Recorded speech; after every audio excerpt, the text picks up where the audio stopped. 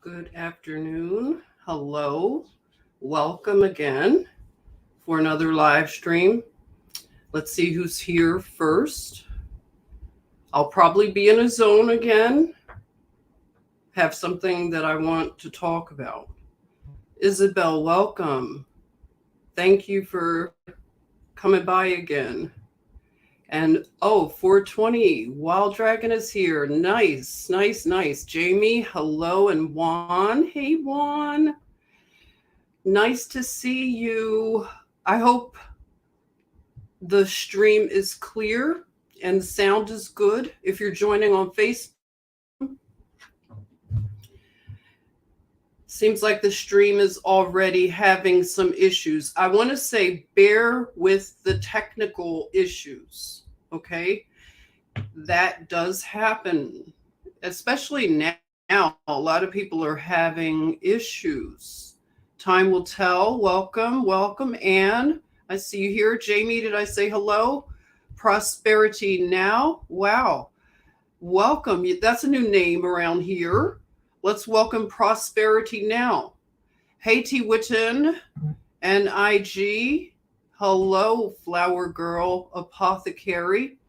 Alicia's here. Hello, Alicia. Yay, you caught a live. Nikki. Hello, Nikki and Kathy in Arizona. And Christine. Hey, IG, did I say hey to you? Hope I'm doing well. Thank you. And Penny Banks, welcome.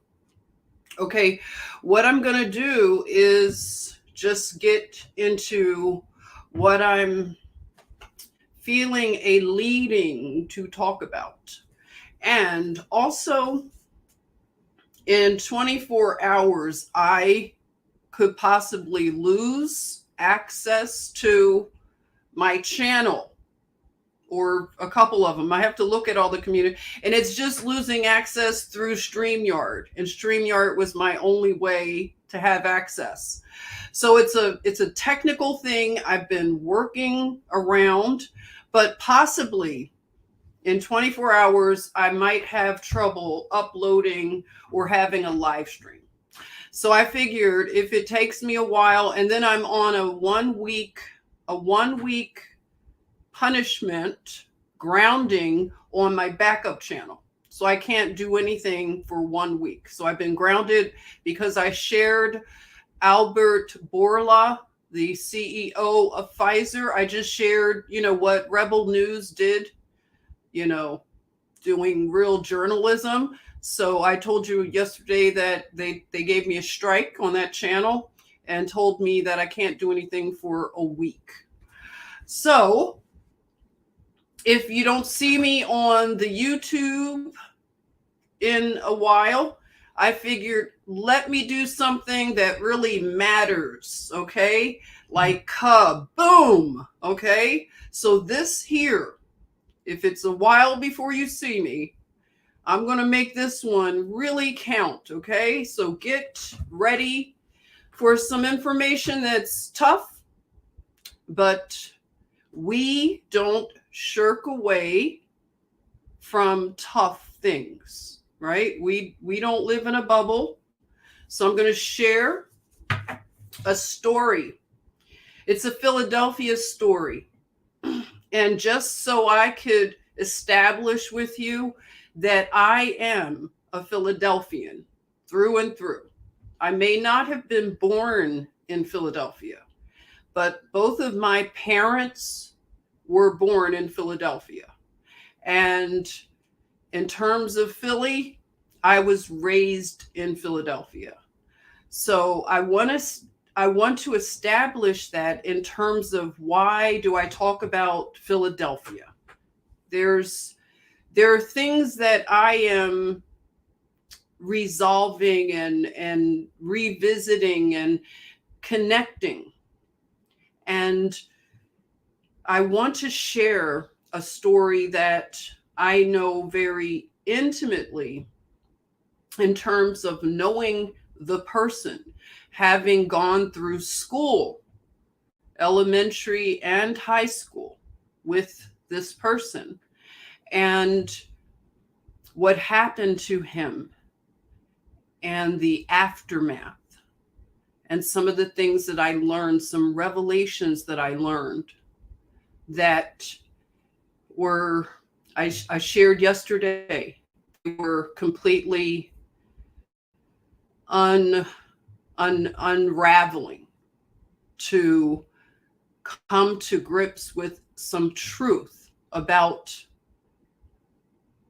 the place where I grew up, Philadelphia. Very amazing city, but one that has a dark secret. And this secret resides in the Black Boule. And I talk about the Black Boule. And today I'm going to make some connections that I didn't make before. And it came out of what I was talking about yesterday regarding, if you didn't see yesterday, I did a live stream. And if you want to check it out, it was a testimony. It was a testimony of my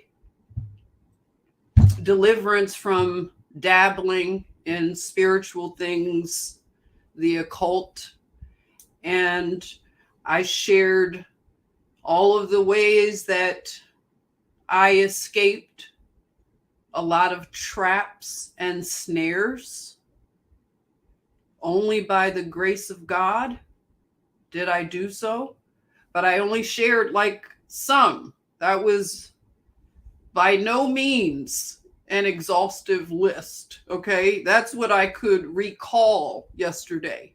But whenever the time comes and all the other stories will weave themselves in like fiber, it'll just happen organically, all right? So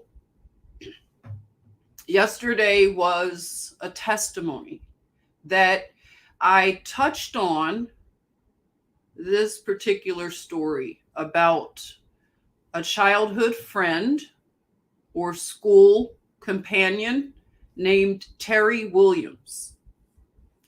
So I want to share Terry's story, and I welcome and invite you to look into his story if you should feel led. I have shared Terry's story for some time now. And as I've told you, I have lost social media channels and platforms. I have been censored. And I've lost some of my platforms that had content. That's why I want to talk about this currently, as I look back in retrospect and make some connections. So that's why it may be repetitive. If you've been on this journey with me for some time, which some of you have, like some of you are starting to swing by that I have known from the Empower Network days. That's when I first started a YouTube channel and started to learn about blogging. That was what I wanted to learn. And some of the, just the new way to communicate, this online stuff. And I went through my learning curve with a lot of people that I still remain connected to. And a lot of them, we are beginning to reconnect. And it's beautiful. So if you're from the Empower Network days and you're in the chatmosphere, you just want to let me know. Don't stay in the bushes. Don't hide. Come on in the chatmosphere. Let me know, okay? I love you all. I've learned so much from you. And some of these stories you may remember from my old channel. So today I want to talk about a ring in Philadelphia. A secret ring that involves the Black Boule. It involves the people that, we were told to look up to, you know, the ones that you trust. They have authority. In other words, these are teachers. These are people in the church leadership, and other types of professions that you were taught to trust, including law enforcement. So Terry's story is one of probably many people's story, because children that have gone through, and I'll try to censor the words only because I really want this story to not be as censored. Possibly, I don't know if I can get through some of the algorithms, but I'll ask you to share this. If you should want to, I would encourage you to. If you think it could help, I welcome it. Or if you want to use it and use it for any pieces of a reel or whatever, do so. Because it's more important to me that this story is not censored, and that this story can be possibly the beginning to open other people's mouths, their hearts.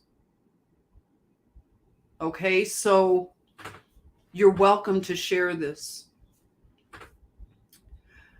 So Terry Williams went to school with me, and that was in Mount Airy, the Mount Airy section of Philadelphia. And I want to just again thank you for coming in. I may not get to see you over in the chatmosphere. I see Karen's here. Thank you, Karen. And Karen, thank you for everything that you do, sis. And Girl Code, thank you. Girl Code, I need to call you. I've been out of the loop all day, and I'll tell you why. We'll talk later.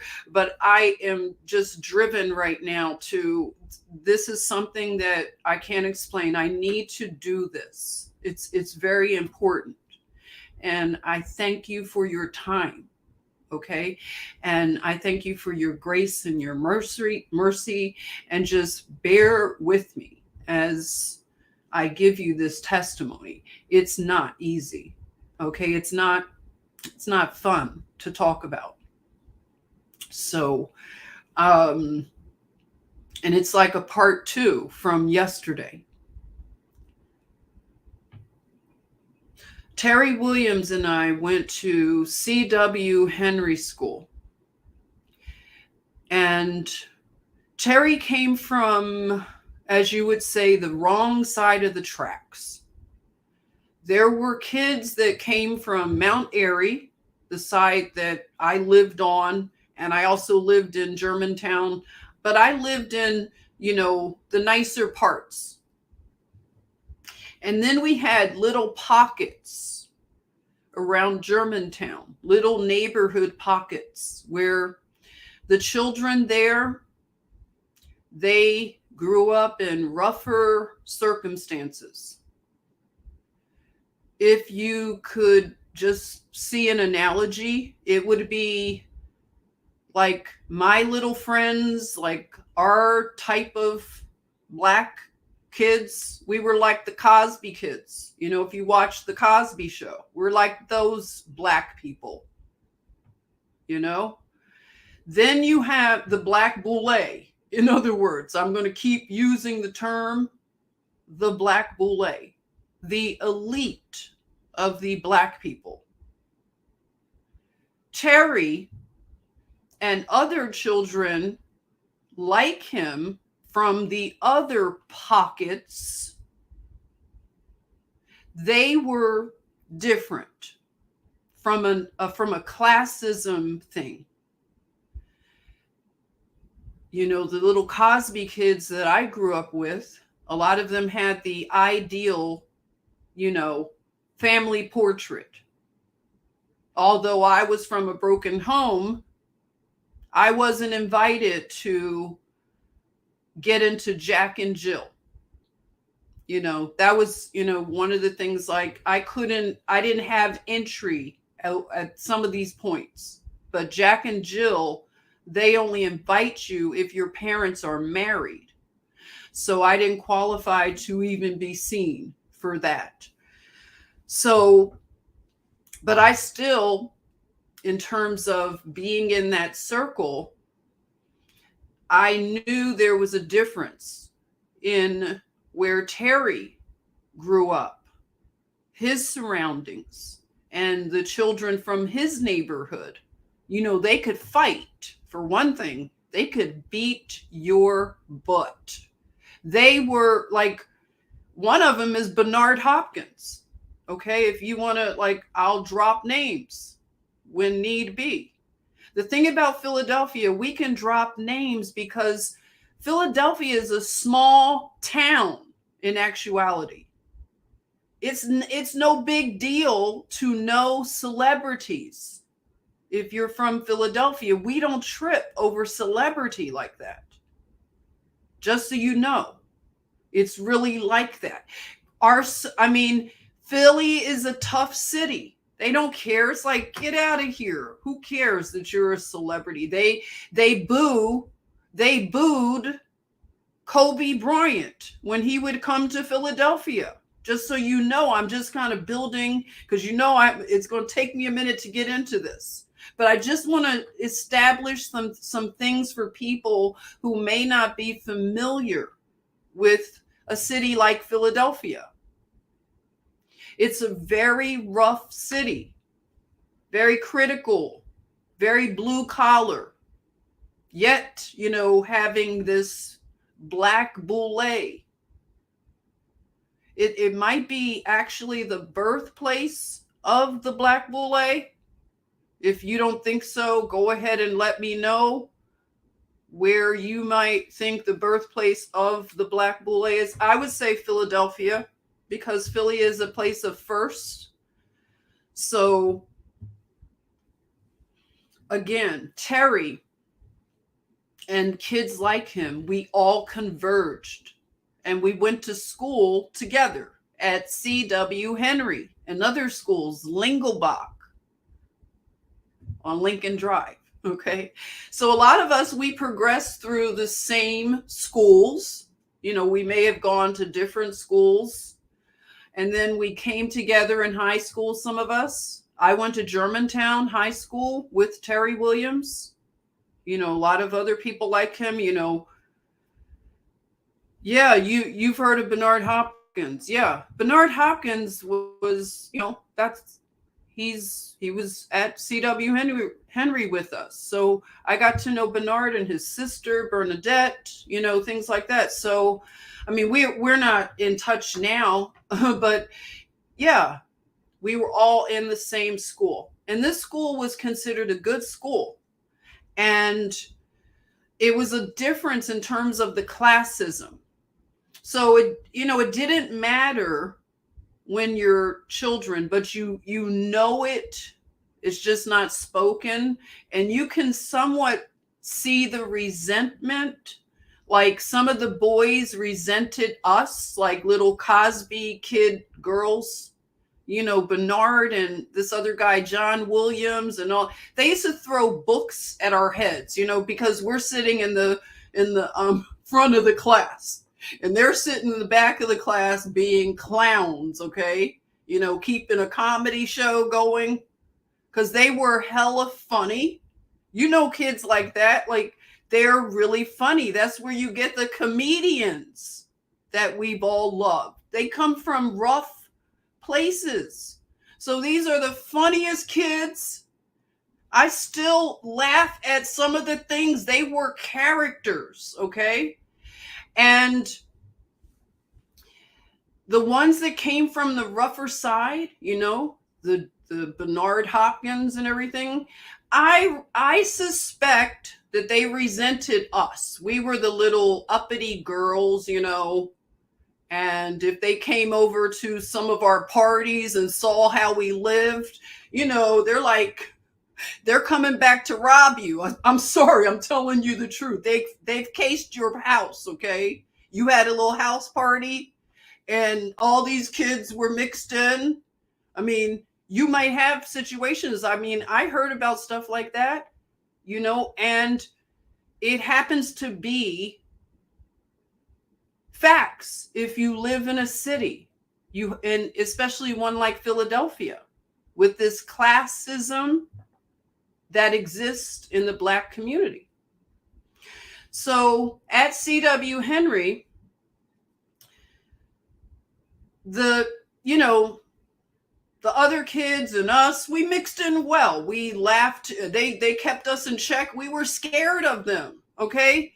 They kept us tightened up. You know what I'm saying? Like, there was a girl who, I believe she was struggling with her sexuality very young. And, she dressed like a tomboy. And she didn't like us Cosby girl kids, She had like this, she hated us. We didn't know, like, she was like bipolar. One day you were cool with her. Next day, she punched me one day out of nowhere for I don't know what reason. She punched me so hard in the chest that I lost, like, I was trying to gasp for breath. I'm like, I've never been punched in the chest except by this kid. They were violent, a lot of them. And, I had a little Jewish kid named Rafi Schwartz. Shout out to Rafi. I know you live in Israel now. Rafi escaped to Israel. Okay. That's how bad, probably traumatic it was for him. Like, Rafi was this little cute Jewish kid. I mean, he looked like a Partridge Family kind of Jewish kid. He had long hair and he was super, like, hella cool. Like, we grew up with like the Jewish and the Black in Mount Airy. We were just like, it was a very cool balance.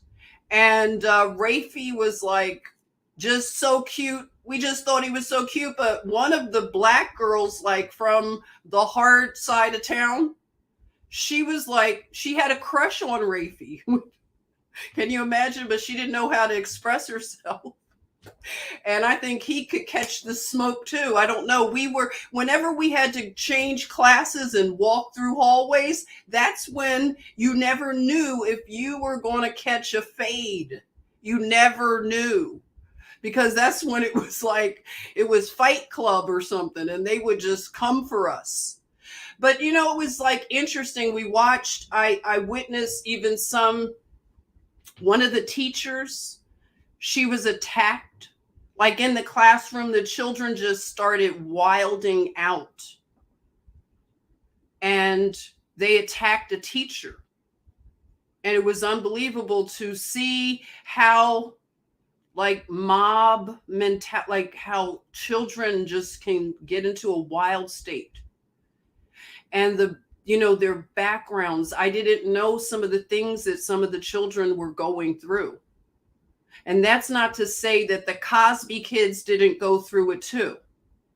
But the other children that came from some of these pockets, they went through extremes in abuse. A lot of them were not protected, and a lot of them had anger issues. And so being mixed in with these kind of kids that they could see as, oh, you have it all. It was, this resentment, and sometimes they would blow up on us. And Terry, he wasn't violent. Terry was cool. He was the guy that everybody had a crush on. He was the football player. He was actually an all-around athlete. And he would just tease, it was like teasing. I was really tall, and the friends that I hung around with, the tall girls, of course, because that's what happens when you are a tall girl. So we're always in the back of the line. So Terry and the guys would tease us. They had all kinds of names because, we're tall. And so that's the worst I can remember. Otherwise, me and Terry were great. He excelled in football. So by the time, let me go back. When we were at Henry, I remember his mother coming up to the school. And he had gotten in trouble for something. I didn't really know what. But she unleashed like a fury of anger where I didn't see it, but I could hear in the hallway. Like she came into the classroom and took him out. You could tell she was angry. And all the children, watching your schoolmate be taken out of the class by their mother, who you could see is really angry. You don't know what to do. Like you're really in a state of anxiety. What is happening? And then to hear him screaming from the hallway, and his mother, you could hear her screaming, and she's beating on him. And you're just hearing this. And we had to change classes. This was if you had a school like that, you're going up. These are big, big buildings in Philadelphia, big school buildings. And so they have basements and, you're going between floors and you're going to the auditorium. You know what I'm saying? You're always single file lining up to go somewhere. And we had to change class after this thing happened to Terry. And I'll never forget, I saw blood on the walls in the hallway. And I saw it for a while. I didn't see Terry. Everything had been, it had stopped. But I saw blood. And it was just shocking. And I knew that Terry had a hard life, because there was a teacher there at the school. He has since died. And he was a teacher that took an interest in the boys, only boys. And he wasn't known to be a man that was married, but even as a child, I knew that he was very elegant. He was one of those men, black men, very elegant, well-spoken. He wore very nicely tailored suits. His shoes, were amazing. And he was very, he commanded respect. He was a tough teacher. And we all wanted to, be in his good graces. Now, he took the boys to Sixers games. And it was like he would say in class that he got tickets for the Sixers, which is the basketball team for anybody, I know we have international people, but you probably know about the 76ers is the basketball team in Philadelphia.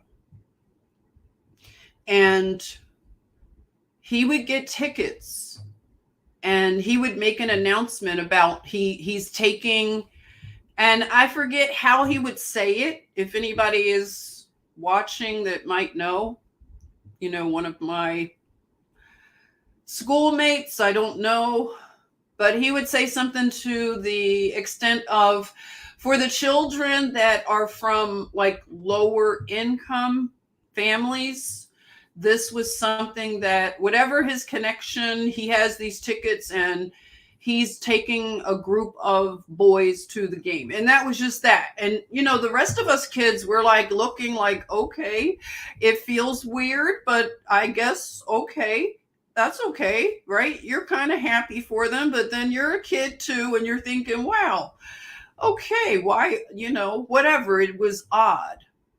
So they would go to the game and come back, after the game, and they're all and I wasn't into basketball games. It wasn't about wanting to go to the game. It was just about, you could see there was a difference. There was like, this teacher was treating the boys that he selected, he was treating them different. And he was able to justify it through some sort of charitable thing. And we should shut up because we're the Cosby kids. Like, you shut up kind of thing. That was how it felt. How dare you? And so you just didn't question it. But in your spirit, you knew, you just didn't have words or anything to, validate what you were sensing and feeling. And the boys would come back and they would, talk about how much fun they had at the game. And some of the players would give them like shoes and stuff. And they were just, they had a great time. So it was interesting. And this teacher, I now suspect some things. And I suspected, it's my opinion, that he was doing something that at least needed to be investigated by the school board of Philadelphia. Because I know that I could not have been the only person to sense that this was odd. I know people knew things. So we go through and matriculate through to high school, Germantown High. So by the time we're in high school, everybody, we had the football team, big football team, Germantown Bears, and Germantown is no longer around, by the way. That's one of the, unfortunate things about a city like Philadelphia, which definitely has a curse over the city. There are a lot of schools that have closed, and the buildings just sit like white elephants until somebody gentrifies it and turns it into hipster dwellings. This is where they have studios. You know how it goes. You take an old building that this school was housed in and you turn it into luxury condos. That's the kind of stuff, the kind of predatory stuff that you see happening. And I'm not sure that happened with the building there. If anybody's from Philly, just fill us in and let me know if that building is still sitting like a white elephant. But that school, it was interesting. I was, I was in the magnet program. So I was sequestered with all the black nerds. We had classes like philosophy, and we took trips up to the New York Stock Exchange. So we were in our little bubble. And then you had Terry Williams and the other guys and all the other kids. They're in the regular general high school part. So I didn't really see Terry that much. I was hanging with the nerds. If you know that TV show, remember the one with Robin Givens, head of the class? That was us. We were like the black nerds. So Terry was, by this time, he was really popular football player and, just star. And he went on to college through a scholarship even. And he had a baby young with one of the girls from, I went to elementary school. They were like the perfect, cute little couple, they were teenage parents. But it was like, we loved it. They were great. We were thinking, oh, they're going to get married, So Terry, once he got to college, I was down at Spelman, and I really wasn't even coming back to Philadelphia because my parents had moved to St. Croix, the Virgin Islands. My stepfather had taken, he had a job where he had to go down there and work in the refinery. So we lived in St. Croix. So I was home from St. Croix. I was home in St. Croix from Spelman. And this is when you talk on the phone. It wasn't any internet. So someone told me that Terry was locked up. And I'm like, what? They're like, Terry Williams was locked up. And I'm, what do you mean? So they explained that he had gotten into some trouble where he was implicated in robberies and all kinds of things, like horrible, but it culminated in 2 murders. And I'm just confused, like, you got to be kidding. And they told me they were going to mail me the newspaper. Can you imagine? So I'm waiting for the newspaper back then. So my friend mailed me the newspaper. So I'm reading it and I'm horrified. And I won't get into all the details, but it was like he and another kid that we knew. But this kid came from the good part. He had, he lived in the good area. His dad was a cop. He was like, one of the Cosby kids.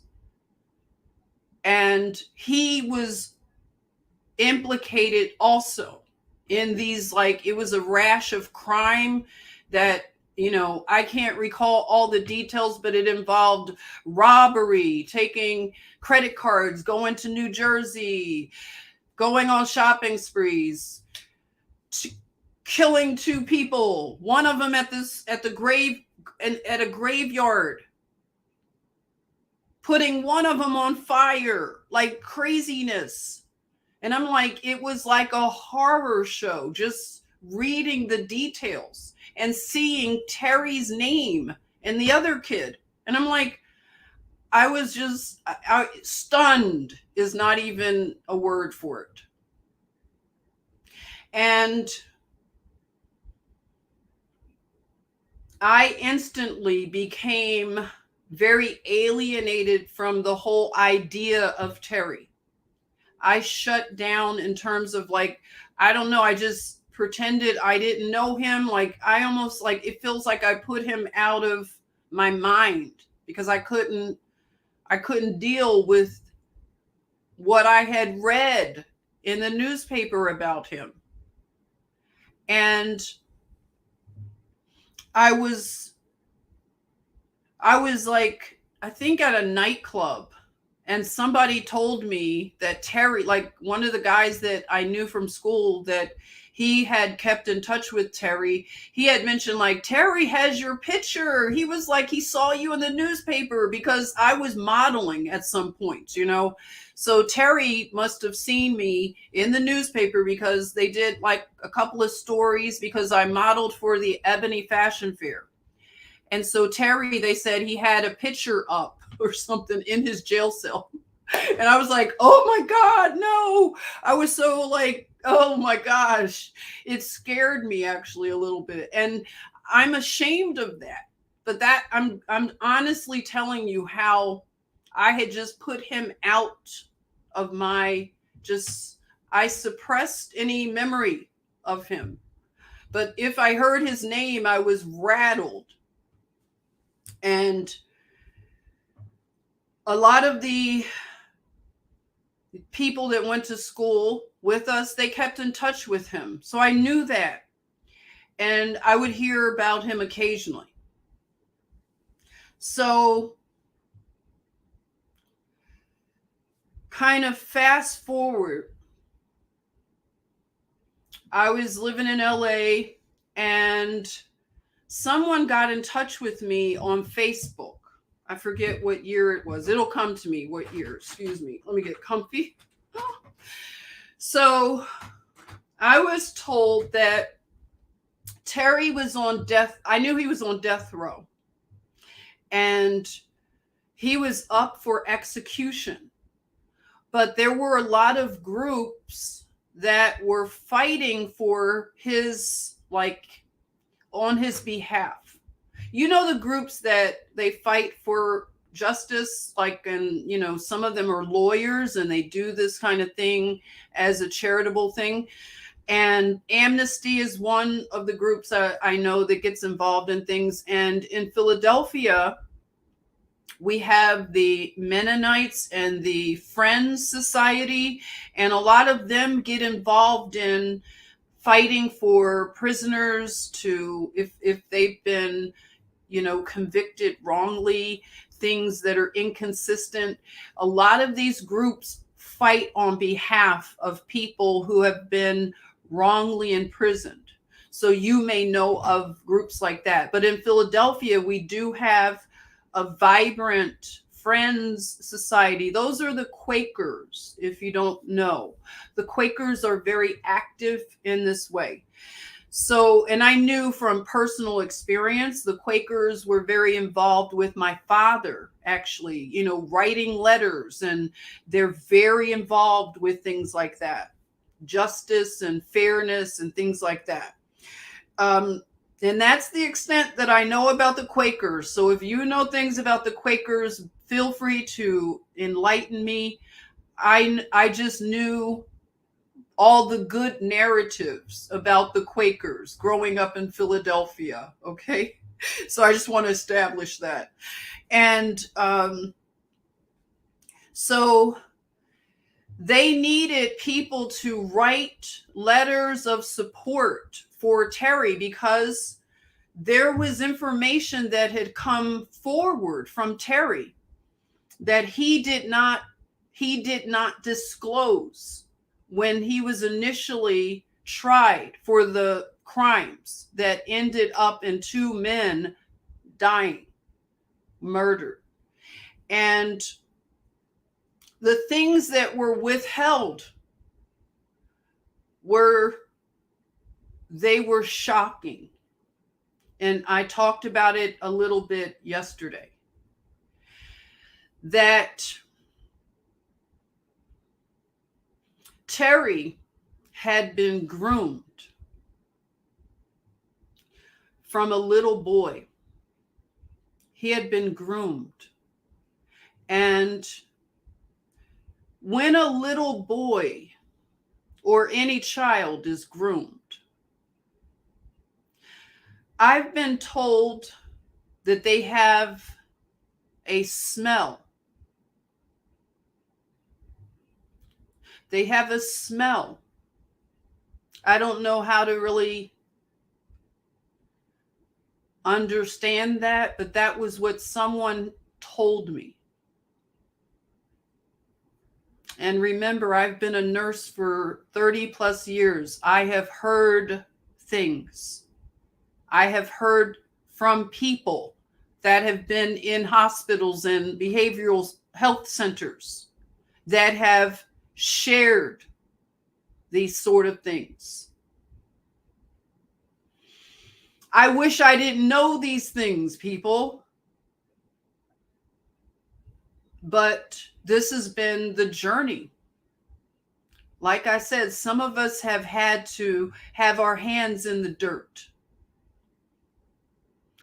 And, you know, if you've been protected from this stuff, you've been able to live in a bubble, you know, thank God you didn't have to, you know, go through these things. But I was told that the little boys have a scent, a smell.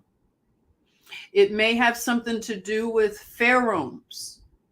And I could get really, you know, I could get down and dirty with you, but I think you know what I mean.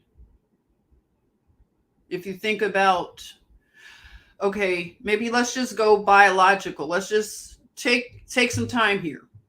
Kind of get into the biology of things. when you think about musk, if anybody has ever worn musk, I want you to just put a connection together. That musk, real true musk, it comes from a gland in the animal. And that gland is in the anal area.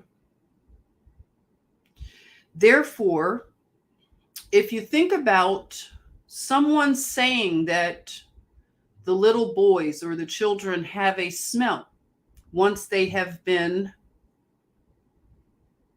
abused, and if someone who has a proclivity for children, they are attracted. And that's something that maybe we haven't really understood. Attraction. Attraction is something that it can be chemical, right? It can be a lot of things. I don't understand it totally to really break it down in a science. I can only share some of the things I understand, basic biology. So I'm thinking if people have been broken and they are unstable, they are not natural. They have unnatural tendencies. And that would be anybody, an adult attracted to a child, right? That's something that's not a balanced, natural thing. So if they have this proclivity and they can actually tell which little boy, I'm going to use little boy this evening, if that's okay with you all, because I feel that one of the things that bothers me is that little boys are not given the same sympathy and empathy. And I don't know why.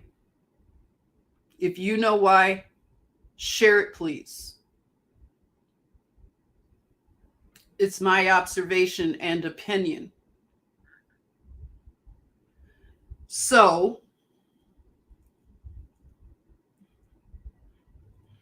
Terry and some of the other boys that I grew up with,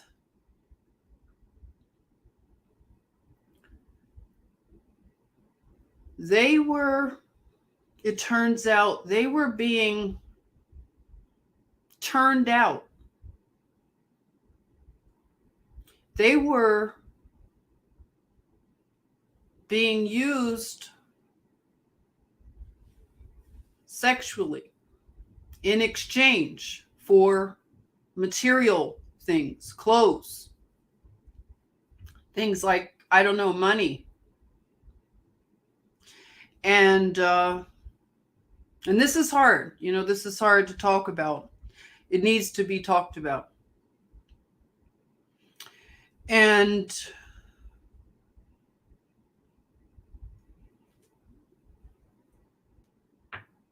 Terry, and like I said, some of the boys that I grew up with, especially if they were poor, some of them were exchanging their bodies. And they also could have had girlfriends and played football. And this would have never been ever dreamed of.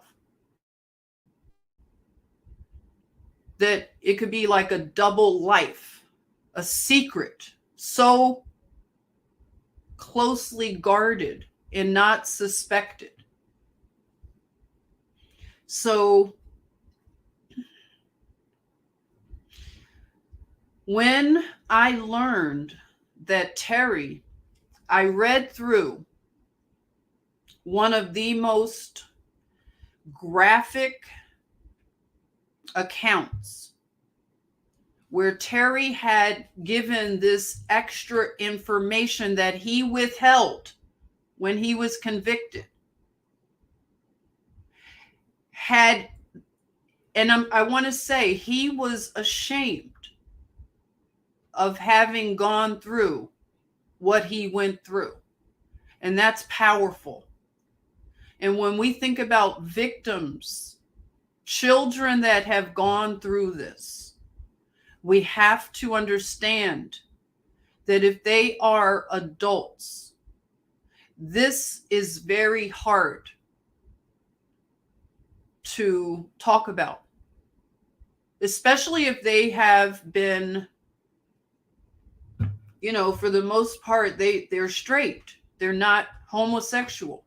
They're straight, yet they live with this secret.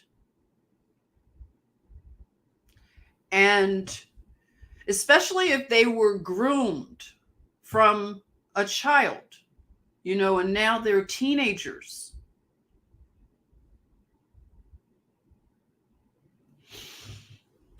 So when I read this account, and I some of the parts it was so hard. I had to walk away. I was in a state of shock. And I have to say, one of the things that really just shocked me was the cruelty of the account of these men. The rough way they handled Terry, the abuse, the physical abuse. And one of them, because it was two men that had done this to Terry. So can you imagine he's seeing two of these men? And this, I'm just recalling this off of the top of my head, I have an account. In fact, I'm trying to bring it up. I had opened a page a while back, and it was just prayer. It's just simply called Prayer for Terry Williams. And I haven't done much with it. I think the last post I made to it was, I'm trying to think, bear with me, I think 2020, I made a post. And it's just let's see, I had done a WordPress blog that has since, it's not active, but let's see. Okay.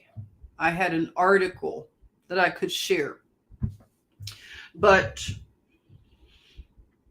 like I said, I was shocked at the brutality of what Terry endured, and having kept this to himself. And the groups that were fighting on his behalf, some were international groups. Some people really, they have kept in touch with Terry. They're very compassionate.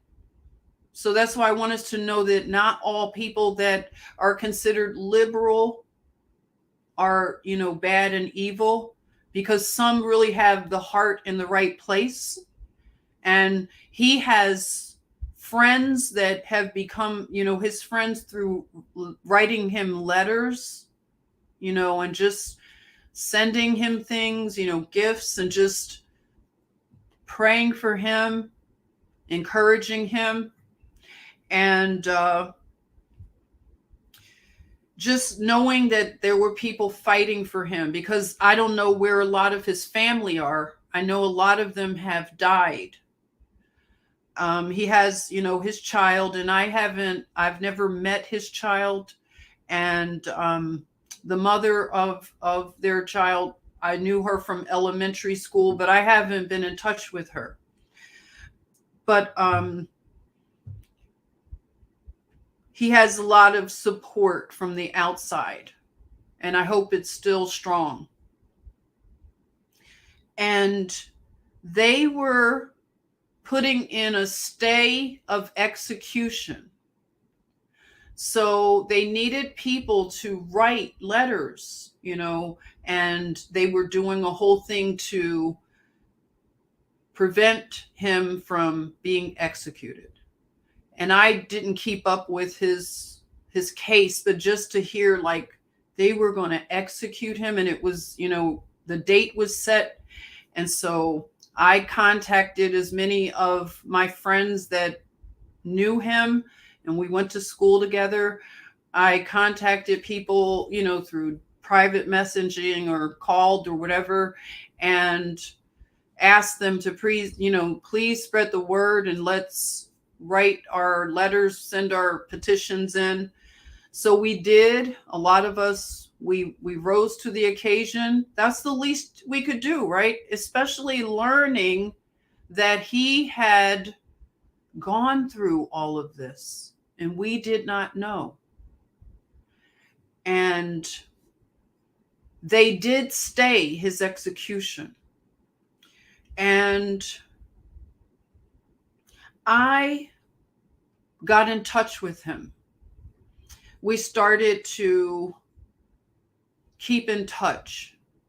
There are ways that you can contact people in prison through email, and I'm not sure what it's like now. I have been wanting to get back in touch with him, and hopefully he will not hold it against me that I have been out of touch for a long time. And I don't have an excuse, but I have. But I don't want to forget about Terry. And I want people to hear his story. And if anybody is so led, if they become interested in joining the fight to get justice in any way, I don't know what that looks like. I don't know. Because I know him, I may be biased, and you can share your opinion. But I was able to go and visit him when he was at a supermax prison. And it was way out in Pennsylvania.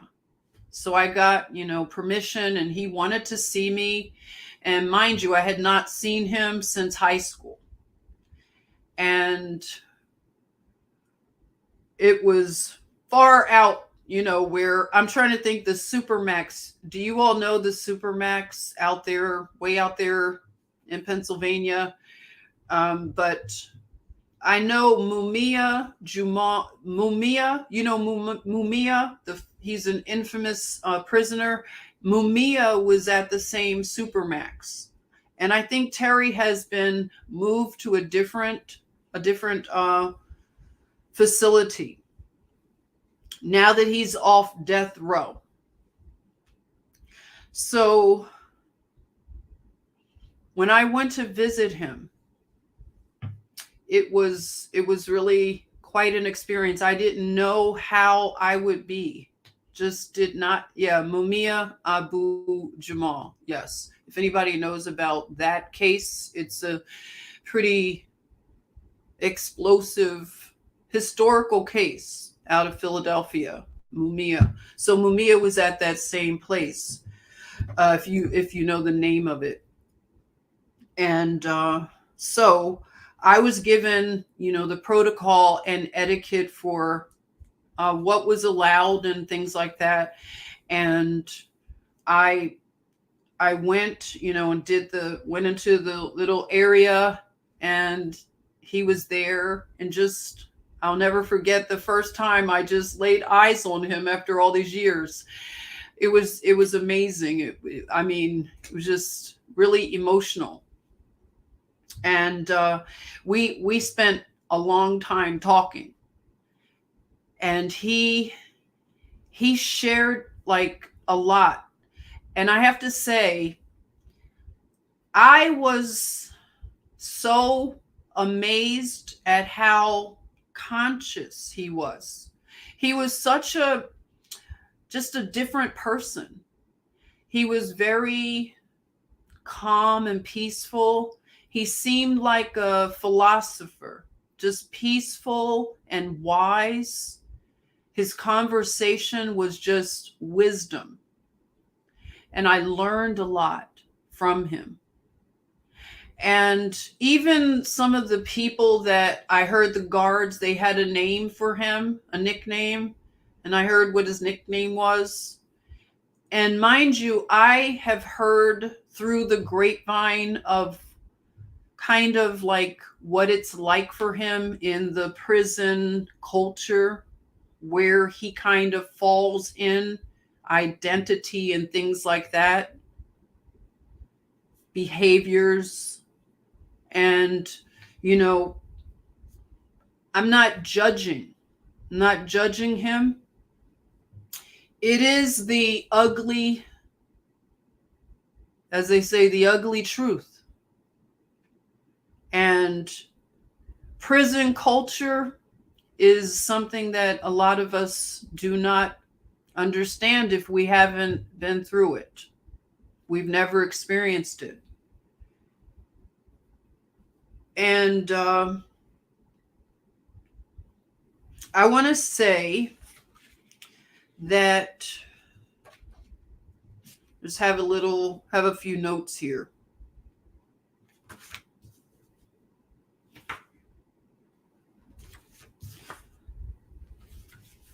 You know how we talk about the culture a lot. I've been talking about the culture.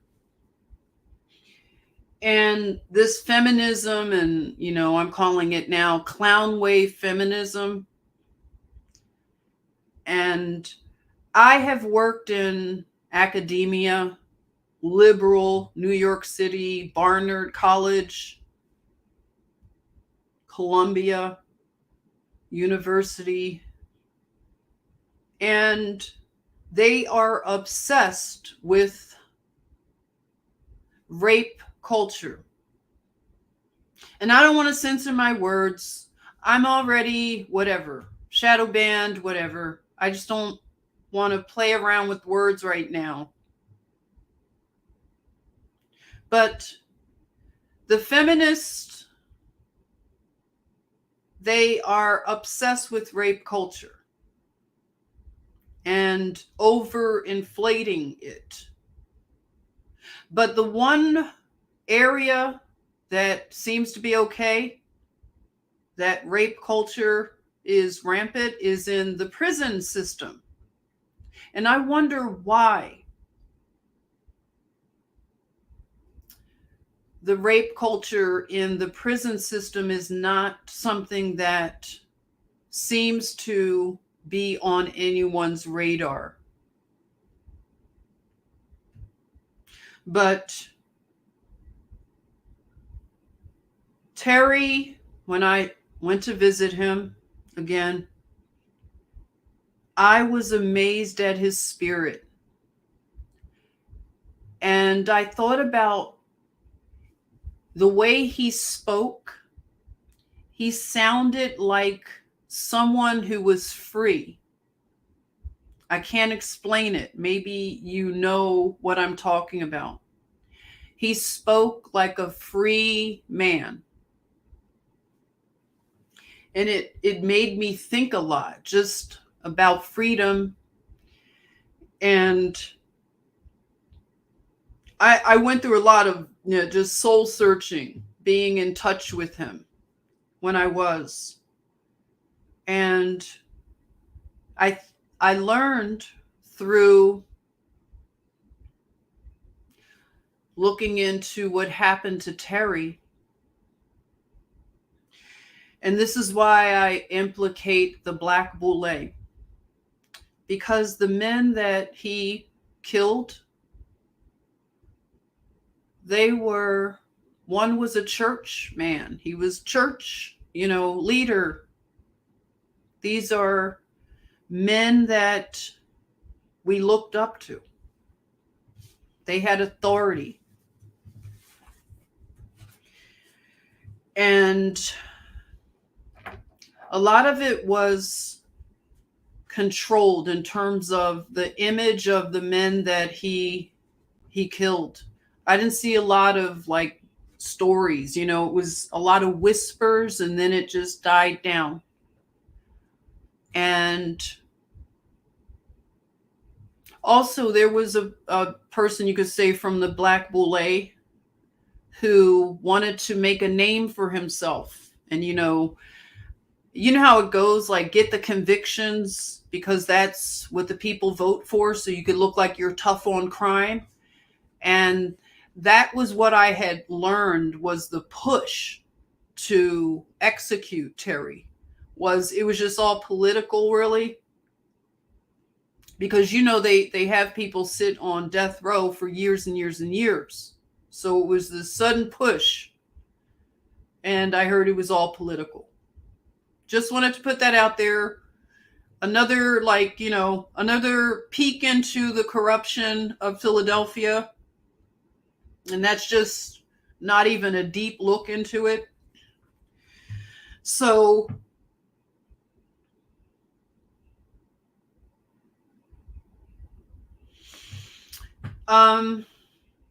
another thing I learned about was that there was a circle of these men that would take boys over to New Jersey, and they would have parties in hotels over in New Jersey. And this was something that is known in a circle, I've been told. And when you think about children being taken across state lines, in New Jersey, you can, look at across the river, but I don't know why New Jersey was selected for these hotel parties that I learned about. Now, I don't know Terry's connection, and if he went to any of these hotel parties, I don't remember any connection specifically with him and these things. But I want to say that it was exposed that Philadelphia has a circle of men that are married. Some of them. I'm just kind of thinking that this one teacher that I'm thinking of was probably in this circle of men. But a lot of them married. Leaders. And when I think about a lot of the boys that I grew up with, that my discernment is connecting, like I could be way off. There's only one that has come forward and spoken to me about his abuse. And I won't give his name. But he's the only one that, actually two, I'm talking about in Philadelphia that I knew. Two told me about abuse that they lived through. And that's hard. That's a hard one to, it's like, what do you do with that? Especially when they give the name of their abuser. It's hard. Whoa. I'll say this. There are a lot of really broken men that I know, that I grew up with in Philadelphia. Lots of broken men. And it can look a certain way, like it's their fault. They're just like this. They just want to be like this, right? When I think about the culture and the influence of these powerful people in Philadelphia, and I think about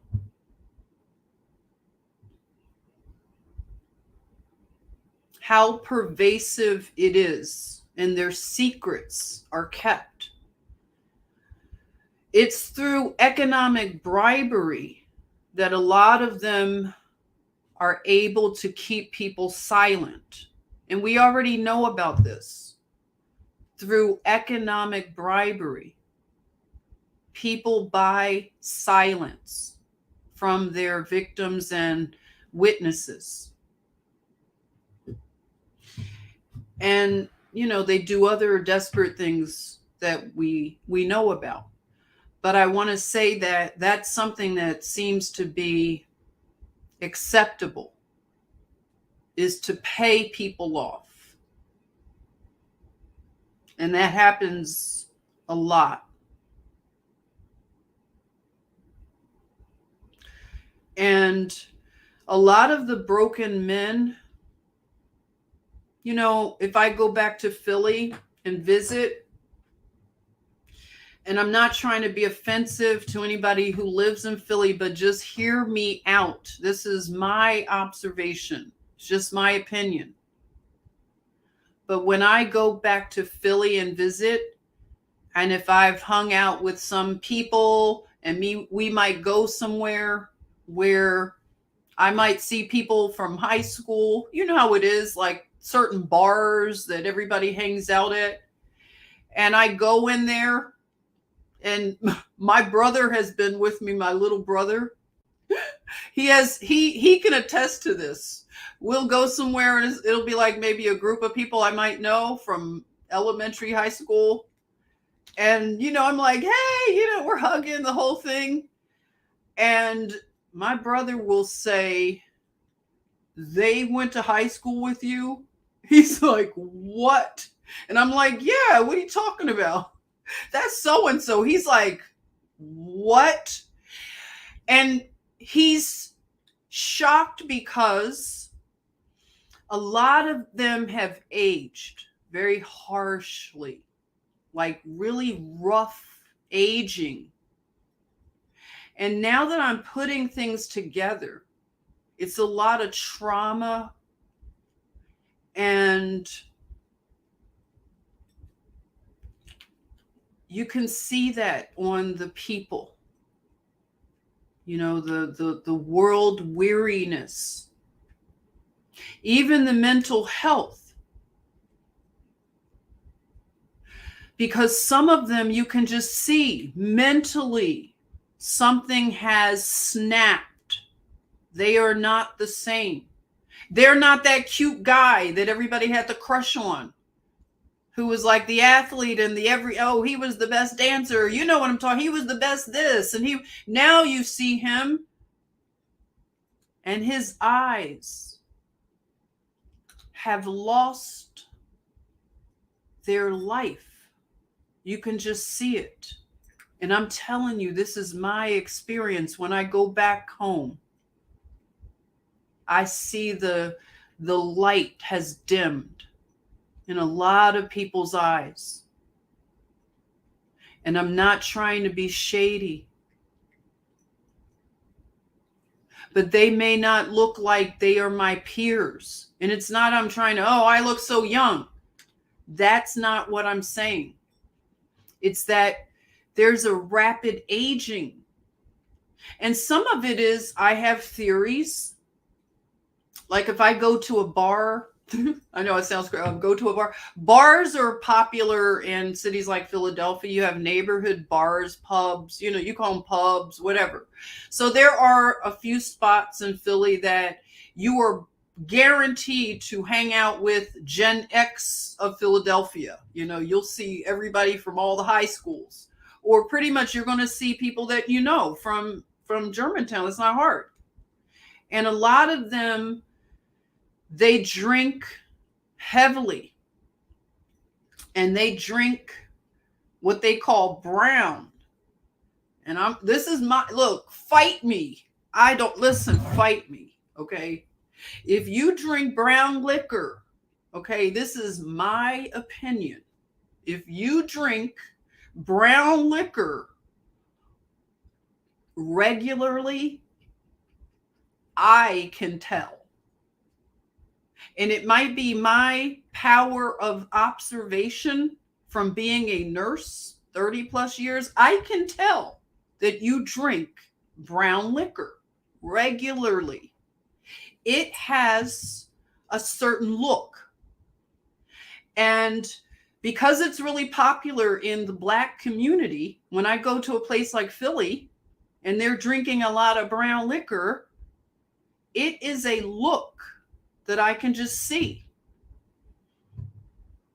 And it's not to be judgmental, it's just to say that I have noticed things. And the people in Philly, there's just something that it's a lot of brokenness. The fabric of the city, the moral fabric of Philadelphia is very degraded.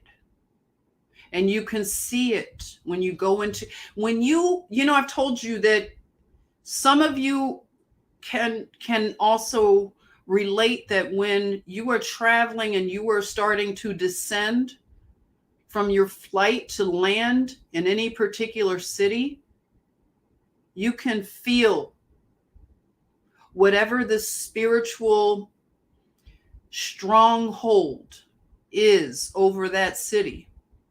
Philadelphia is no different. When you land in Philadelphia, you will feel the heavy spirit that is over that city. I don't know what that spirit is. I have yet to really think about this real deeply. What is that spirit over the city of Philadelphia? But you can feel it if you are discerning. And when you get through the airport and you drive, it's not many ways in to the city and wherever you're going to go, whatever neighborhood, but you have to go one way. And you get a whiff of the oil, you know what I'm saying? The oil field, they have the tanks or whatever. It's like the smell of sulfur, of burning. It hits your stomach and it makes me nauseated. Soon as if I can smell the city, it's like, welcome to Philadelphia. Here's some nausea. Get out of here. You get out of my face. You know? They have like not only the brokenness, but a lot of the people, and again, my Philadelphians, I am telling you, this is my opinion, and it's not out of hatred for my hometown, but when I'm visiting, a lot of the people that I see, it's like they have, the best way I can describe it, it's like a film, a gritty film that everybody seems to have. And like I said, a lot of people that I know, they haven't had the light in their eyes at the same vibrancy that I remember when they were children. And it's something I notice in Philadelphia. It might be because it's my hometown, but it's like I said, a gritty film over a lot of the people. It's almost like I want to just take something and just wipe the grit. And it's ironic that one of the mascots for Philadelphia, I think it's the Flyers, is named Gritty. And when I heard that, because I always thought that ever since I moved away from Philly, and when I would come back, I was like, I can't explain it. When I look at even my family up there, they have a film, like a gritty film over them. They don't know it, but this is me looking at them. It's a grittiness, and I don't see that in other places. I don't know. Maybe I do. I see it over when I travel sometimes internationally. If it depends on the type of country I go into, you can just see the people look almost, it's a traumatized look in the eyes. If you've been in healthcare, you know what I'm talking about. The people look traumatized. Their eyes don't have the light. It's a light you can see in people. And in Philadelphia, there's a harshness to the people. And the women are very harsh. Philly, the Black women, very harsh, very hostile. You know, I might go in and go to a store, and, the sister is, checking, I check out, and I'm trying to, I'm like, when I'm out in public, you already know I'm that same goofy person you see on these live streams. I'm like, hey, and people are they'll just look at you like, hi. And it's too much. They don't want you coming at them with too much of this happiness stuff. Like, calm down. So I have to learn to adjust when I'm in Philly. I have to tone this Valley girl, personality down. And I've always had trouble with certain people in Philly. That's why I said my way of getting along with the rough people is to make them laugh. I've always been able to make them laugh. They didn't want to like me, but I made them laugh, and they're like, damn it, you made me like you. So that's my weapon. And, like I was saying, back again through the silence. And the silence is what enables this to be so prevalent. And even though I'm talking about Terry Williams and his story, I kind of dedicate this to a few people that I know. I won't say their names, but if they're watching, I want you to know that I will continue talking about these kind of things that are uncomfortable. Even though I have never been through sexual abuse, it doesn't mean that I won't give voice to the voiceless. And that is in my heart and my spirit to do, because it hits home. I can't be silent. But I want to dedicate just the fact that I want you to know that you are not forgotten. But I can count. I have their names here. 1 minute. Give me a minute. I'm just going to count for you.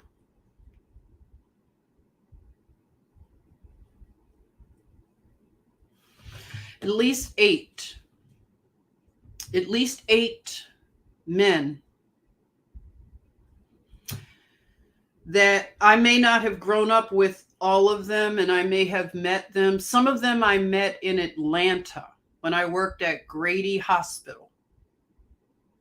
But I have had friendships with men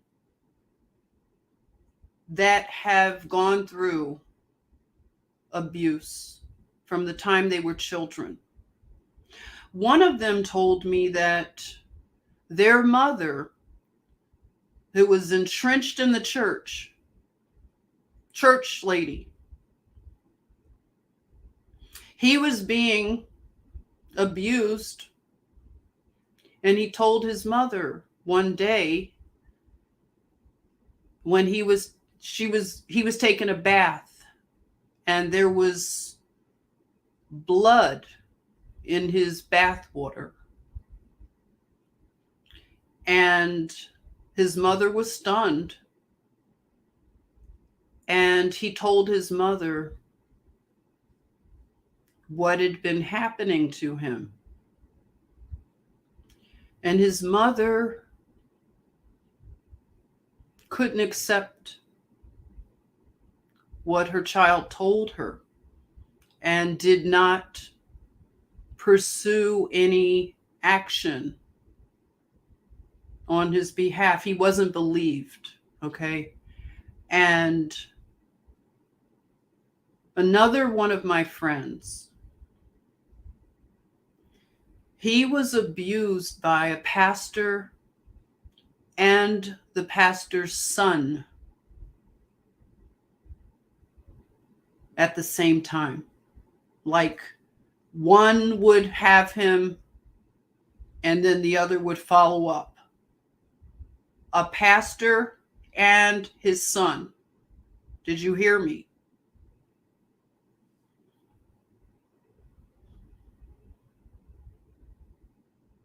And I know another boy that I grew up with, and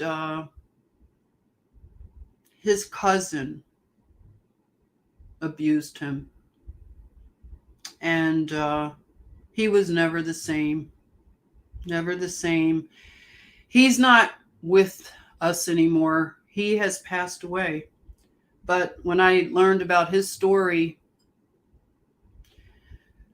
it's one of those things, like I said, this is like when you talk about the emotional cost, I'll say the emotional cost of pedophilia. It is a cost to not just the victim. It is a cost to the entire society at large.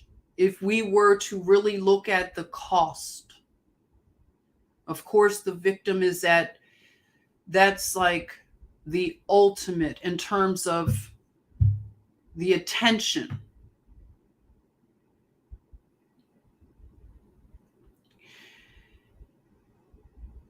There is more damage that's done.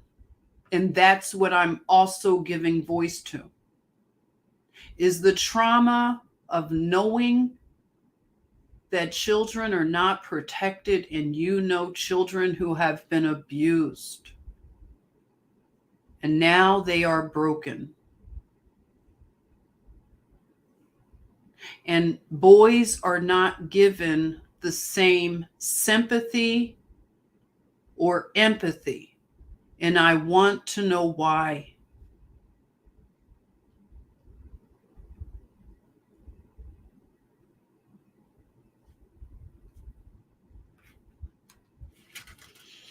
And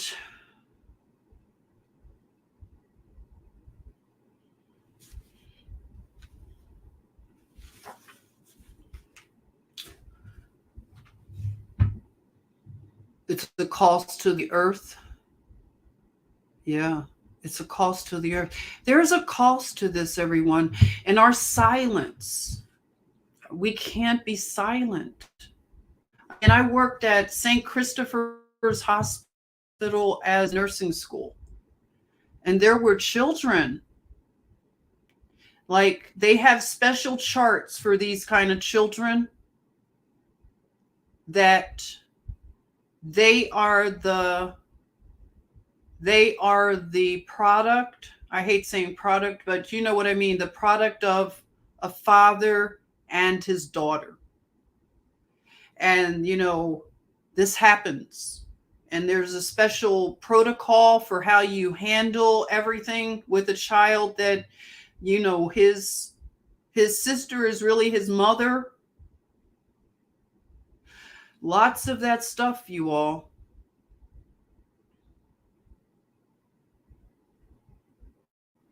Hey, Jilly, this is the root of so much Yes.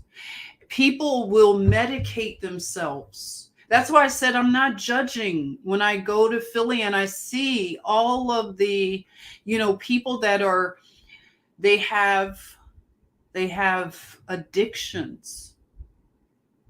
They have brokenness that you can see it. It's just so much abuse and just so many secrets and denial. And one of the institutions that harbors these abusers is the Black church. Now, I'm dealing with the Black church right now. I know all churches have this problem, the Catholic Church. I'm talking about the Black church right now because I'm exposing the Black Boule, the gatekeepers. They are not holding up a standard of morality.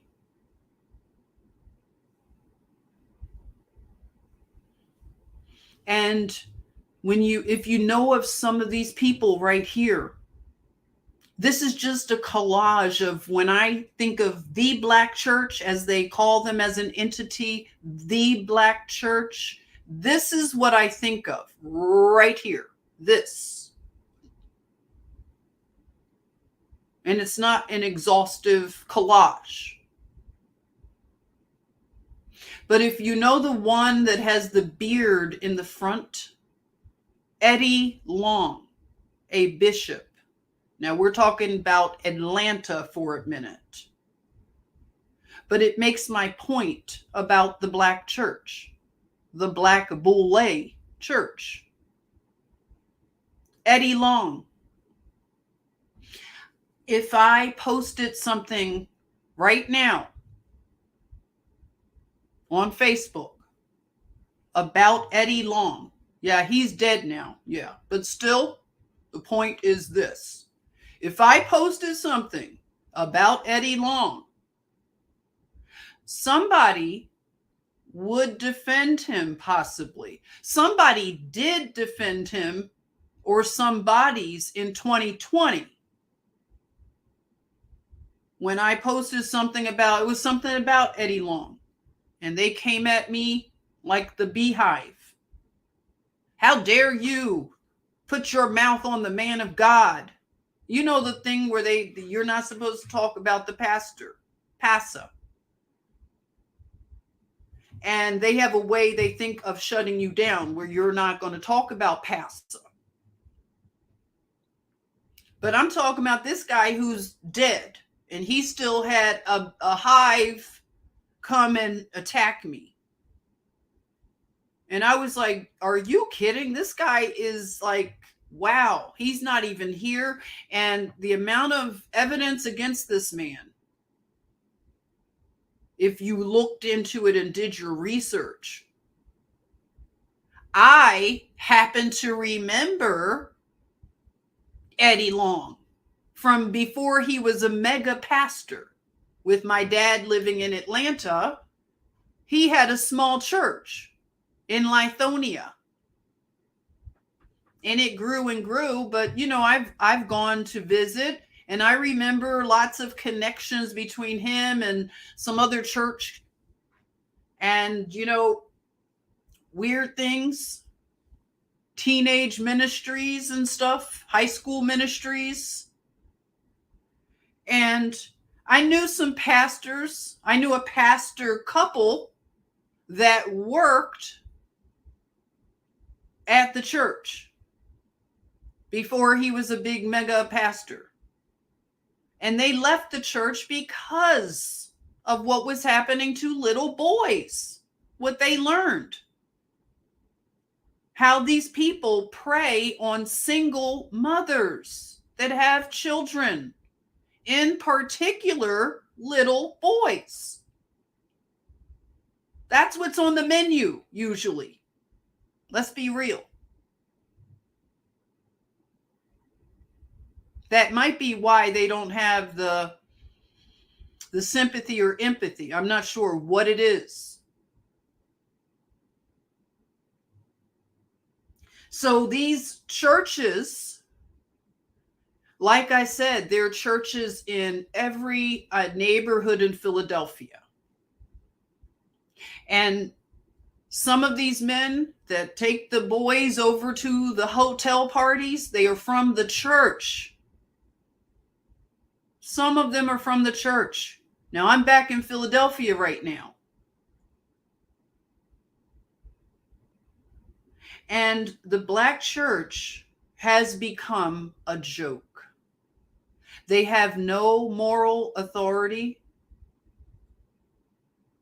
no leadership. They have been the gatekeepers of the black community, the spiritual shepherds, and the moral decay of a city like Philadelphia that has churches everywhere. It's so ironic. If you are in Kensington and you see the zombies walking around, there is a big church, as wide as you can just see. I think on both sides of the street, church. And there's a tent city right across the street from one of them, right on the grass, the patch of grass that they created because they took some rows of housing out. Just like when you're missing teeth, you know how they take the rows. Sometimes it's so they just demolish them and then grass eventually grows because nature is going to nature. But that grass that came up is now underneath tents, a city of tents. And then you have the Philadelphia police just outside their vehicles, talking to each other, drinking coffee, just, they're just there. Tent city, churches everywhere. Lawlessness abounds.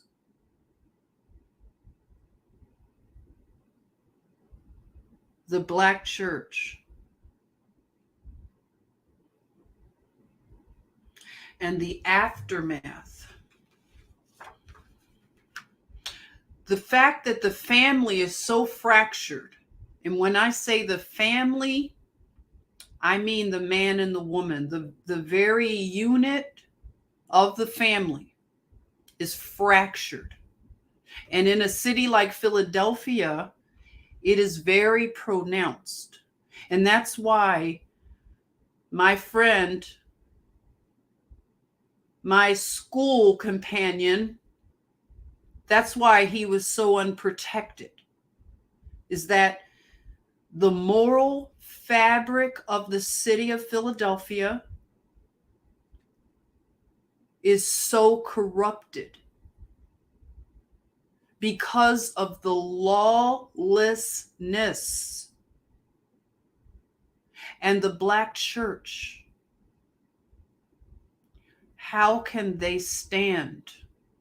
How can they continue to extract the wealth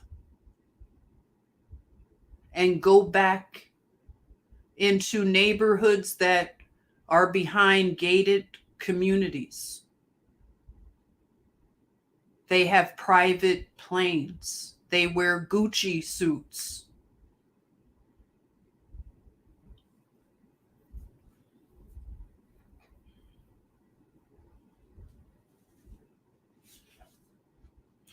And a lot of times in the black community, white supremacy is blamed.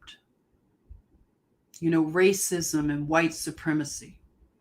And the black liberation theology that I was once under the spell of, it convinces you that there is white supremacy behind everything. But I want to say that the black community has to be accountable here. for our children and for the moral decay of our families. It comes a time when it has to be accountability, because it's enough of us that know better. And if you go by natural law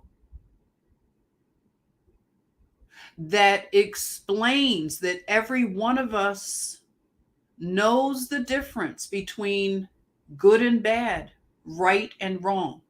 We know. It has been written on our hearts to know. But we have a choice to suppress our conscience and harm people and justify harming others and be protected and shielded for the right price, for the threat of whatever, exposure, bribery, blackmail, you name whatever it is that keeps the secrecy and the protection around those that harm children. And I'll say in particular, those who harm little boys. I'm talking about little boys, because there's also one side of this war in the original family between the woman and the man is the woman now, the Black woman, is so just resigned that some of them want to abort Black boys. They don't want to even give birth to Black boys. They have made pacts with each other not to give birth to Black boys. That's the extreme on the other side of the manosphere. So when you have the chaos like it is, little boys are going to suffer. And if the natural affection that should be in the hearts of the women, in spite of them being a mother, but just a woman, a natural woman, like Aretha Franklin sang, a natural woman would shield and protect children, would believe children. When their little son has blood in the bathwater and tells the mother that somebody has messed with them, that mother is going to believe her son and do something about it, say something about it. I don't care if you're going to lose your church family. Who cares?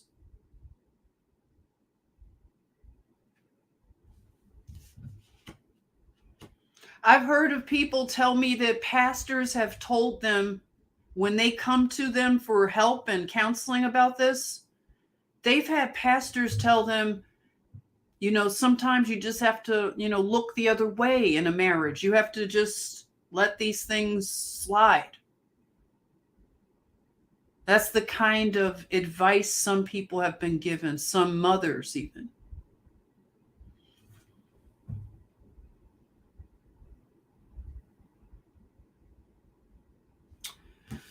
So the moral degradation based on natural law and the authority that's been lost in the Black church, these Black Boule pastors. These pastors, a lot of them, Black pastors, they are in secret societies. I know that's not a surprise. You already know this. They're not even ashamed. They openly admit to it. They have two masters, or maybe not two. They have one master. They justify their memberships They allow special funerals to take place after the funeral for the unwashed masses. They have all their secret stuff. But one of the things that has been flourishing on their watch is the abuse of little boys and those that will protect them.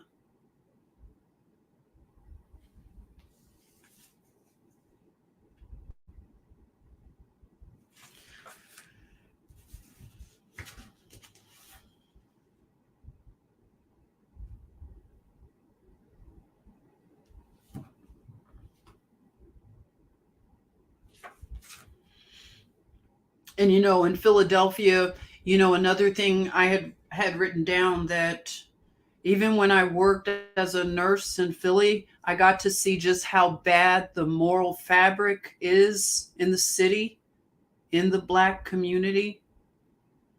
I did community nursing while I was at Temple in nursing school. We had to go into the community, and I learned so much about just going into the community around Temple in North Philadelphia. Unbelievable things. Some things I can't even talk about. They're so horrendous.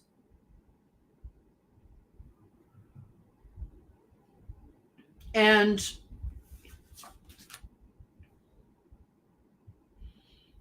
when I worked in the school system, I did a stint working as a school nurse. The children that had both of their parents, and this was in an inner city school, just Black kids, Black and Latinos, but mainly Black kids. If the child had parents that were still married or living in the same home, where everybody had the same name at least, if I had to call a parent, I could get a hold of them, both of them. And that child was a unicorn. Because when I had to contact parents, it was unreal trying to track down a parent after their child is in the nursing office, in the nurse's office. I need to talk to this parent about their child's health. And all of the fuckery I had to go through to get through to a parent. It was unbelievable. I told you guys the story. I called one mother, and this is when your cell phones had like a song that would play. Her song was Stanky Leg. I'm calling this mother because it's a medical emergency. And I got to listen to Stanky Leg before I could leave a message. Stanky Leg. Can you imagine? Just chaos. And when I worked at one of the behavioral health centers, it was a friend, one of the Quaker hospitals in the inner city. And I worked with these children and the stories that they would tell. They were being medicated. They were being like dulled down. Their weight just exploding because of the medicines that they put these kids on, all the psychotropic medicines. These children are in the system, in the foster care system. They age out. They get shipped off sometimes to Western states. Weird things now that I'm thinking about it. CPS and their involvement. The juvenile justice system that has like school to prison pipeline. I can tell you that's for real. The school to prison pipeline, it's real.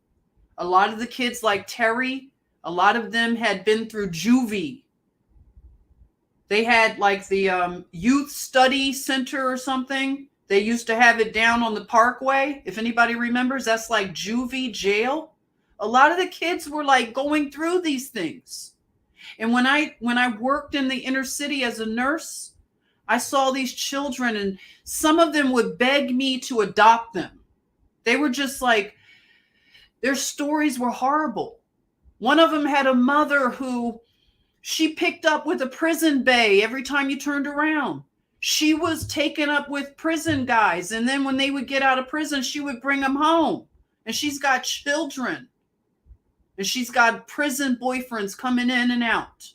And this guy told me about all the chaos, how he had to fight men because of maybe somebody's trying to do something to his siblings. He's got to protect them. There's no father.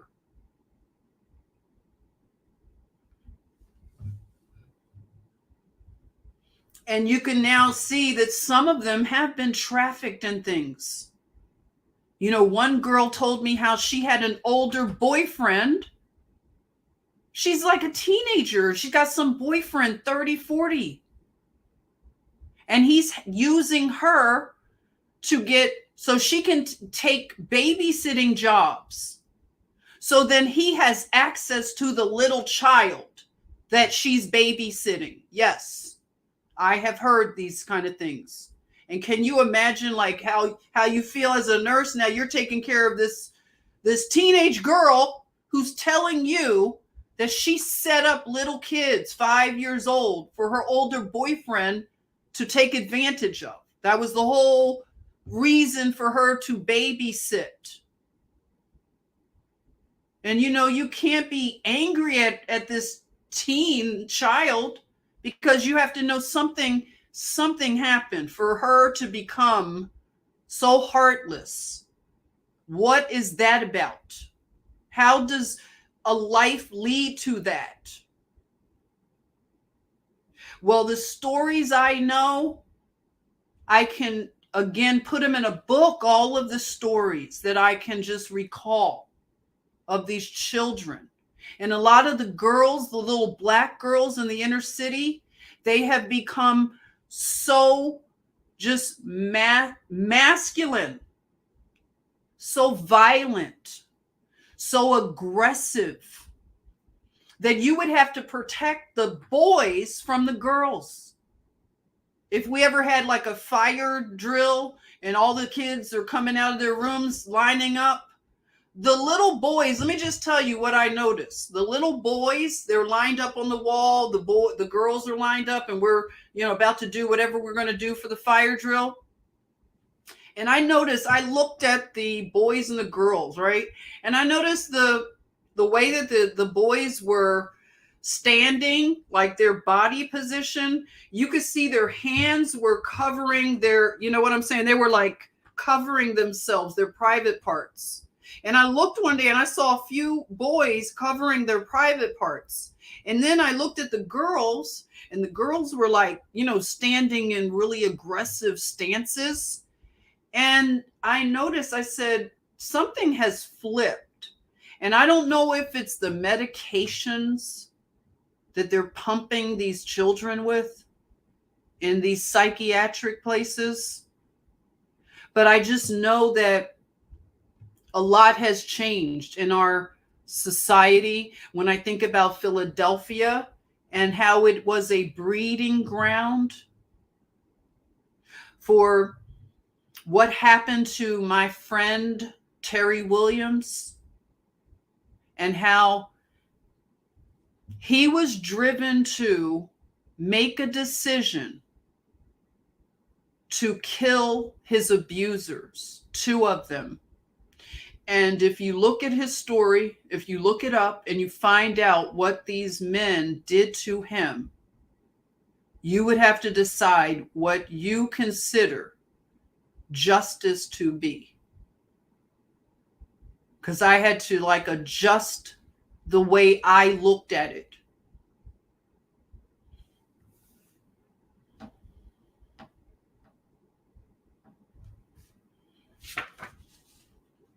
But there is a major cost to pedophilia on society. It has effects that, are we willing to face the truth and to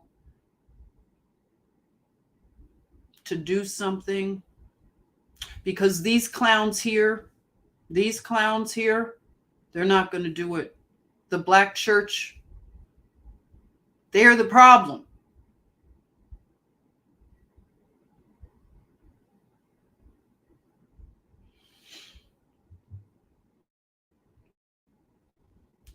I know that God is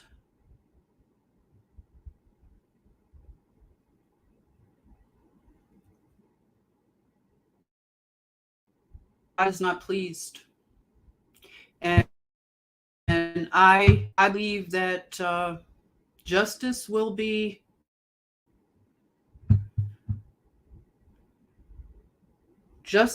seen.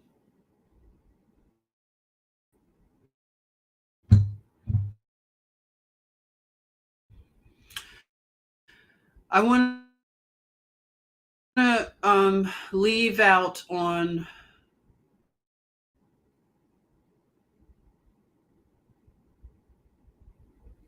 it's on the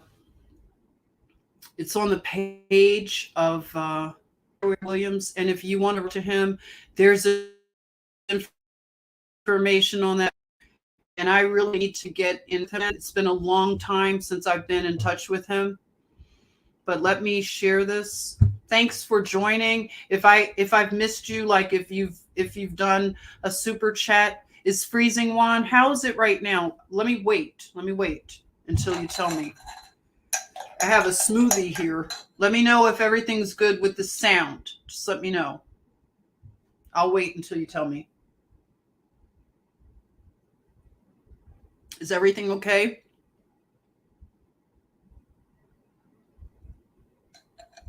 Thank you, Molly. It's better. Okay, good. I'm just going to go to an article before I end the stream that is on, again, the Facebook page that I started a few years ago. The sound is good. Prosperity now, yes. Hey, Sandra. Hey, Muriel. Hi, Muriel. Welcome. You're on Facebook, I see. Oh, I love it. Thank you for joining, Muriel. Cher, oh my goodness. Wow, thank you, Cher. Thank you so much for the super chat. Thanks for sharing Terry's story. I pray he finds peace. Thank you, Cher. Thank you so much. That's so sweet. Let me get to a place where you can look at this with me. Okay, so this was one of the articles that I had posted on Terry. This is actually, oh, wait a minute. It's 2012. Okay, so this was entitled Hearing Continued on Terry Williams Case. Man set to be executed October 3rd. So this is old, of course. A last-ditch hearing to stay the execution of Terry Williams was continued late Thursday afternoon after nearly 9 hours of testimony. The judge will reconvene in Philadelphia on Monday morning. Williams is set to be executed on October 3rd for the 1984 murder of Amos Norwood. Williams stripped Norwood, tied him up with his clothes, and beat him to death with a tire iron. Then took his credit card and car and went with friends to Atlantic City. And later he returned, doused Norwood's body in gasoline and set it alight. 5 months earlier, he had stabbed another man to death in his bed and attempted to light it on fire with kerosene. Williams apparently had sexual relations with both men, and the defense has argued that he had been sexually abused by older men since before he was a teen. All right. So I'm just letting you know this is very heavy stuff. If you want to, read about this, this is just some, they have, his defense team asked for reconsideration of the decision. So the again was stayed because of the new information about the level of abuse that he endured. And maybe I'll show you the page that like I said, I don't think I have a whole lot of information on it, but if you want to go to it, maybe, it'd be nice if somebody like from our class or something might want to help maintain or do something, like, I don't know, maybe some of us can get involved with like updating information or something, but it's just called Simply Prayer for Terry Williams. This is, let's see. Like I said, it hasn't been an active page, but this is how it looks. It's just really small little page, as you can see. So that is the page. And I, again, want to encourage us as a family of humanity to protect children, protect little boys, and speak, give voice to the voiceless, and believe the children, and look into the reports, look into the suspicions. These things are not done in a vacuum. People know that these things are happening. May we rise up and begin to become courageous and protect children. And this is, again, a call to action to women, that we are very important when it comes to a defense against what's happening to children. We have to regain our natural heart, our compassion. Philadelphia is considered a city of brotherly love. And it's everything but. And why? What has happened to the moral fabric of Philadelphia? And with the gatekeepers, the Black Boule, the Black Church, why is this happening? Why is this allowed in the city of Philadelphia? When will people get enough? I don't know what it will take. You have a situation right now. I bring up a lot of stuff that goes on. Sometimes me and Girl Code talk about these things, and Karen. But you have this current thing going on with a pastor. His name is Larry Reed. And there's a big thing going on. He's been alleged to have done some things and to have been, shielded for years and years and years. This is what has been alleged. And someone that I know Girl Code and I listen to, he has been able to break down some things like that have helped me to understand, like, the mindset of these pastors as they, if you listen to Larry Reed explain himself, it's just a lot of babbling, splaining. And it's like a lot of like, just talk. It doesn't really lead anywhere, just circular, just lots of stuff. And I'm trying to be fair and listen without, making a decision. But there you go again. the court of public opinion, when you're listening to someone who's been accused of this and they're being very public and it's very public, and you're listening to them explain themselves, it becomes really very interesting to listen and witness. But this one gentleman, he caught something that I want to say I'm going to really listen for.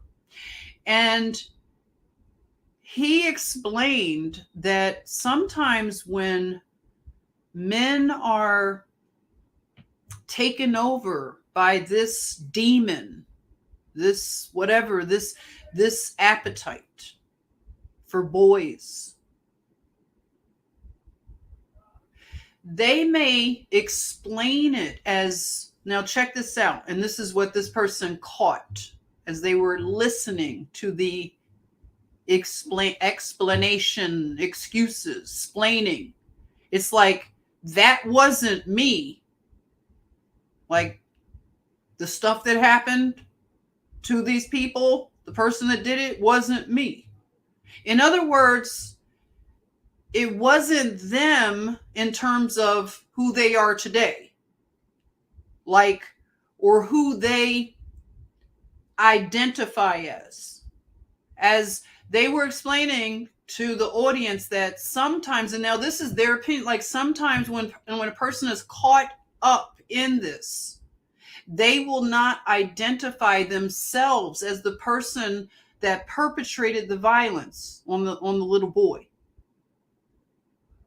They live like a double life, like they have a persona, like a Jekyll and a Hyde. And so when that monster comes up, and a lot of pastors are addicted to pornography. Can we talk? A lot of pastors have given testimony of being addicted to pornography. And pornography is something that is like potato chips. You can't eat just one. You will not have control over that monster. As it gets fed, it needs more. And it leads to more depravity. And I'm going to say what I believe about pornography. If you indulge in it and you really get into it, it will lead to children and animals. It is a progressive slide down a moral, just a sewer that winds up in such a degraded place. It takes the spirit and the soul and it degrades it. It takes the natural affection away from men and women, because women are addicted to pornography and they talk about it shamelessly. Women have turned into such monsters. Toxic clown wave feminism. All they do is talk about sex like a bunch of just feral animals. No self-control, incontinent. In the last days, they would be incontinent and they do not have natural affection. They like golden showers. They have no shame.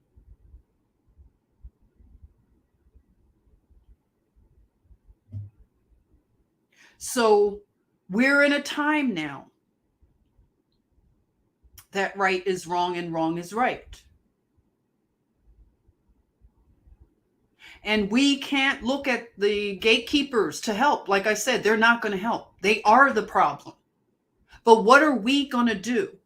The ones who, people can accuse us of a lot of things. We have been talking about child abuse, trafficking, exploitation for how long? And people have hated us for it. These are the people who aid and abet abate and harbor pedophiles. They believe that the pedophiles are innocent, even when evidence and receipts are there for them to look into. They will not. They will have contempt for the victims. They will think the victims just want money. Well, that's what the people have been plying them with, money and materialism. And now you're mad at them because they might want a settlement. It's amazing how the victims are treated.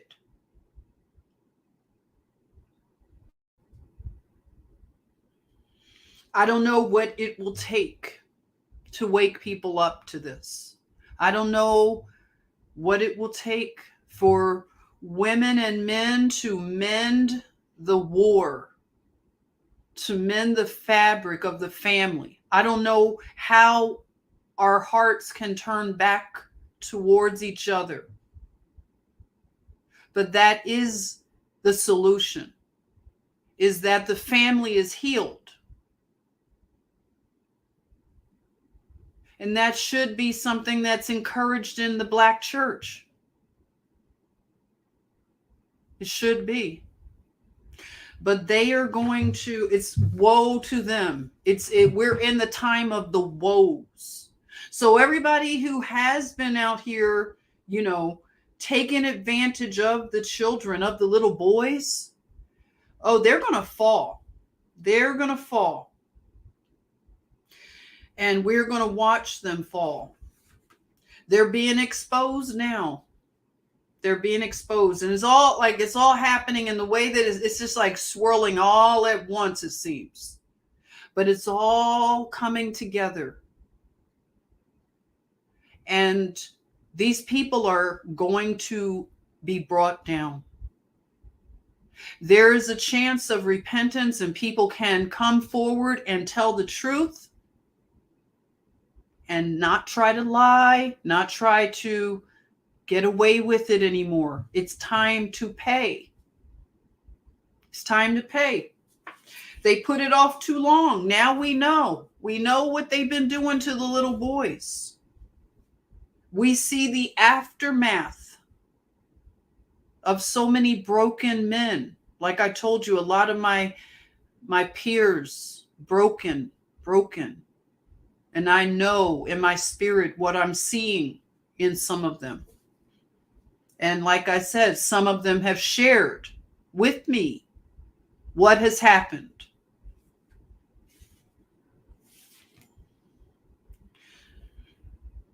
So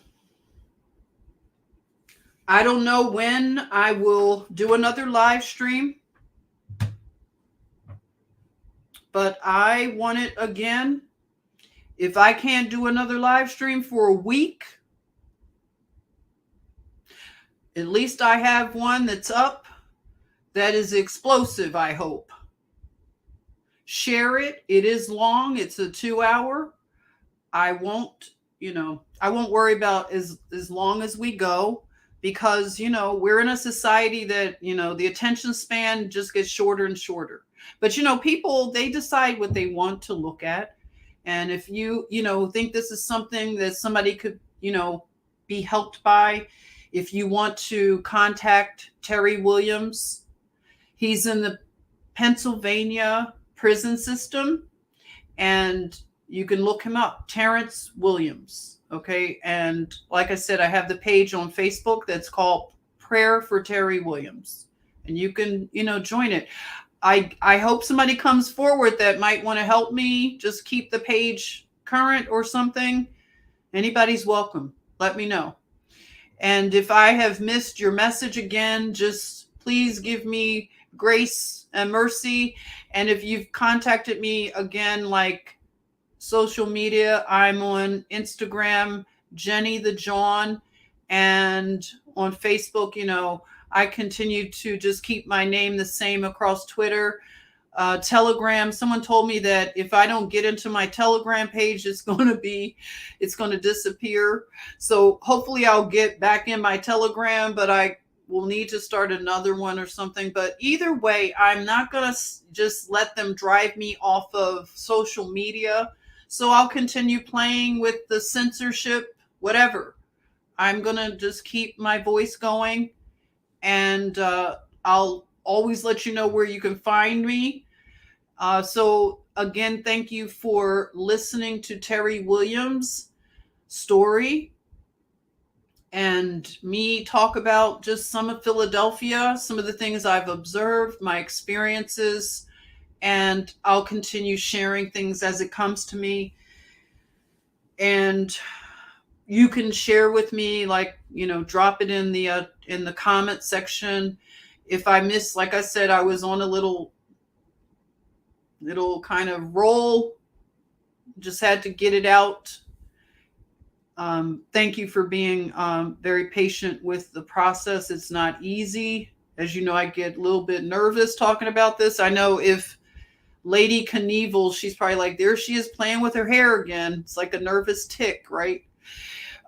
You should have known I was going to be a little bit nervous. As soon as I put these little curls in my hair, you already know. It's like a little self-soothing that I do.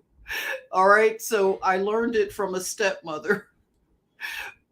Probably where I got this from. So anyway, that's it. Let me go ahead and end this live stream. Good night to everyone who's joined. And thank you for the super stickers, super chats. Bless you all. And I'll see you maybe in a week or shorter time. But thank you. I love you. And, if you can fit it in your heart to pray for Terry, for prayer for Terry Williams, just thank you. I know he appreciates it all. Love you all. Take care. Bye-bye.